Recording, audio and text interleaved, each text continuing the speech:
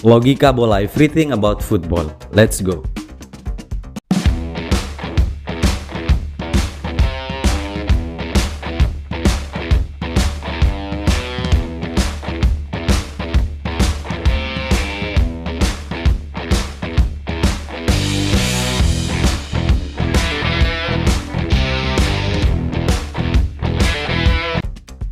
Partai final Liga Champions yang mempertemukan antara Real Madrid versus Borussia Dortmund telah digelar dan pertandingan babak pertama baru saja usai. Nah, mari kita bahas bagaimana jalannya pertandingan di babak pertama.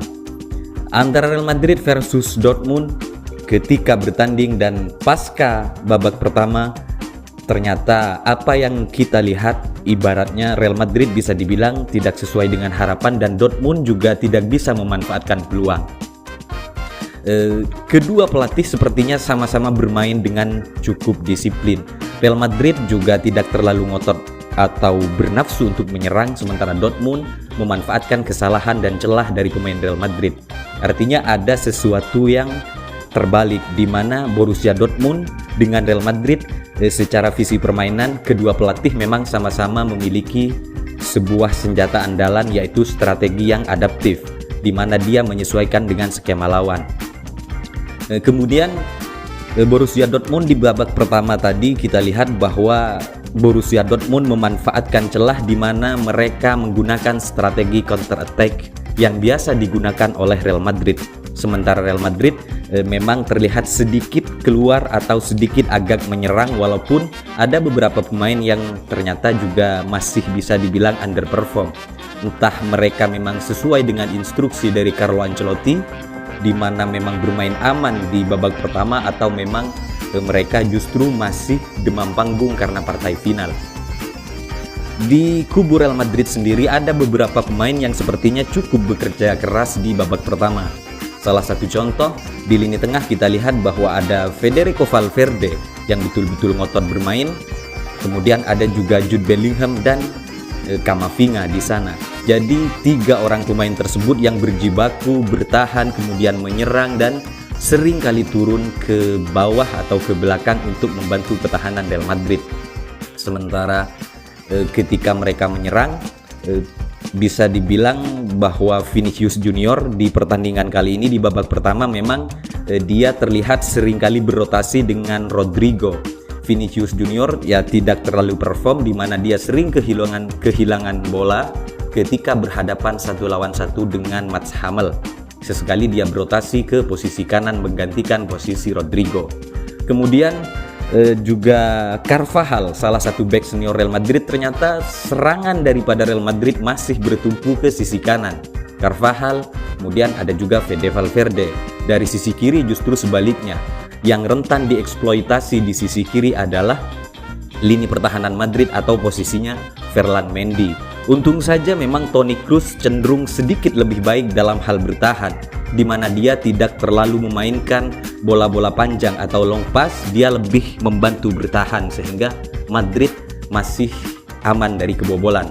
Namun ternyata sesuatu yang tidak diharapkan sebagaimana tadi ketika pemain belakang Real Madrid salah mengantisipasi, miskomunikasi, tidak disiplin dan tidak berkoordinasi dengan baik, hampir saja dibobol. Hanya saja diselamatkan oleh mistar gawang.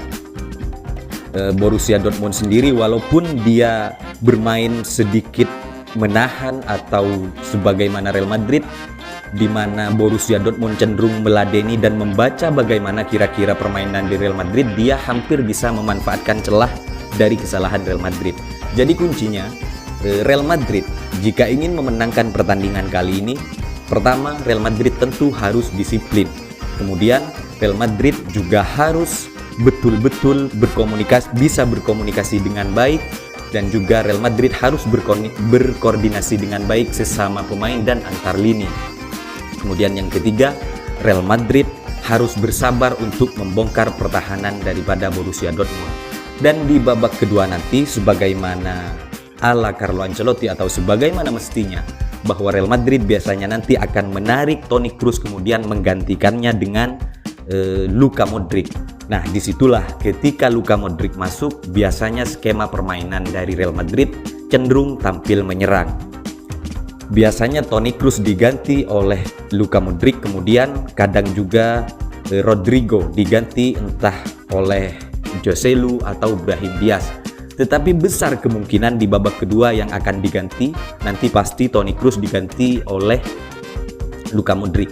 Karena memang ketika memasuki babak kedua otomatis Carlo Ancelotti dan kubu Real Madrid pasti harus bisa mencetak gol.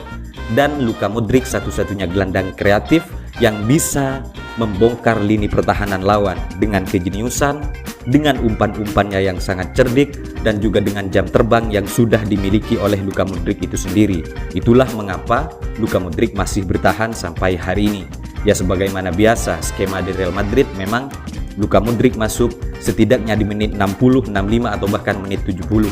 Dan Real Madrid ketika memasuki menit 80, disitulah terkadang mode Real Madrid betul-betul ganas. Dortmund perlu berhati-hati, tetapi Real Madrid jika tidak disiplin, jika sering salah umpan, salah passing, tidak bisa berkomunikasi dengan baik, Dortmund sebagaimana Real Madrid juga cerdik dan pandai memanfaatkan peluang atau kesalahan dari lawannya. Seperti yang terjadi tadi. 2 kali nyaris Real Madrid dibobol dan nyaris Dortmund unggul dengan skor 2-0. Ternyata memang finishingnya mereka juga buruk, sama halnya dengan Real Madrid. Itulah Real Madrid butuh real striker karena banyak peluang tidak bisa dimanfaatkan, apalagi di babak pertama minim peluang, sementara Dortmund justru lebih banyak peluang dari Real Madrid, 3 berbanding 8. Maka jika Real Madrid ingin mempertahankan juara Liga Champions, tentunya harus disiplin, sabar, dan bisa membongkar lini pertahanan daripada Borussia Dortmund. Salah satu kuncinya adalah Luka Modric harus diturunkan. Itu saja, salam sepak bola.